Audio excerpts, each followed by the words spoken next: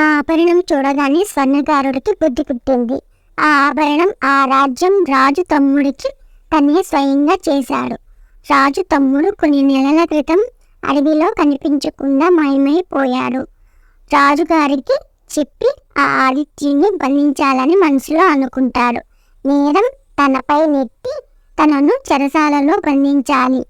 అలా చేస్తే రాజు మంచి బహుమతి ఇస్తాడు. ఆదిత్యుడిని సేద తీరమని చెప్పి ఇప్పుడే వస్తానని బయటికి వెళ్తాడు. స్వర్ణకారుడు మహారాజు దగ్గరికి వెళ్ళి, ఒక యువకుడు మీ తమ్ముడు ఆభరణం ఒకటి తెచ్చి అది పులి ఇచ్చిందని చెప్పి దానిని కరిగించి బంగారు నాణ్యాలు చేయమని నన్ను అడిగాడు. రాజా, ఇదంతా చూస్తుంటే మీ తమ్ముణ్ణి చంపి ఆ ఆభరణాలు కాజేసి పులి ఇచ్చిందని అబద్ధం ఆడుతున్నాడు. ప్రభు, ఆదిత్యుడు మా ఇంట్లో సేద తీరుతున్నాడు.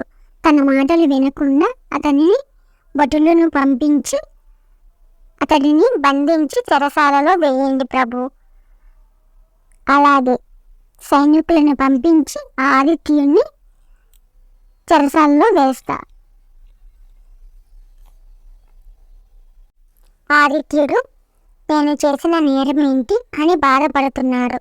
నన్ను కాపాడే వారెవరు? ఇంతలో వాసుకి అనే పాము అడవిలో పామును కాపాడినప్పుడు పాము ఇచ్చిన వాగ్దానం గుర్తుకు వచ్చింది. వాసుకి అని గట్టిగా పిలిచాడు. పాము ఆదిత్యుడి దగ్గరకు వచ్చింది. ఏంటి మిత్రమా అని పాము అడుగుతుంది. ఆ ఆదిత్యుడు, నేను పులి వద్దకు వెళ్తే పులి నాకు వజ్రాల ఆభరణం ఇచ్చింది. అది స్వర్ణకారుడి దగ్గరికి తీసుకువెళ్ళి బంగారు నాణ్యాలు చేయమన్నాను. నన్ను సేద తీరమని చెప్పి రాజు దగ్గరికి వెళ్ళి లేనిపోయిన నిందలు వేసి నన్ను చెరసాలలో వేయించాడు స్వర్ణకారుడు.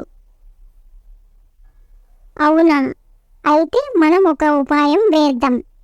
మహారాణిని నేను కాటు వేస్తాను, అప్పుడు నువ్వు నన్ను పిలువు అని సలహా ఇస్తుంది. సరే అని పాము మహారాణి మందిరముకు వెళ్తుంది. పాము మహారాణిని కాటు వేస్తుంది. రాజుకి రాణిని పాము కాటు వేసిందని, ఆ విషం శరీరం మొత్తం పాకిందని వైద్యుడు చెప్తాడు. ఆ విషం బయటకి తీయకపోతే రాణికి చాలా ప్రమాదమని వైద్యులు చెప్తారు. ఆ విషయం రాజ్యమంతా తెలుస్తుంది. రాజు ఎక్కడి నుంచో మంచి వైద్యుడిని తీసుకువస్తాడు. ఆయన విషం తీయలేకపోతారు. Please to like, share, subscribe.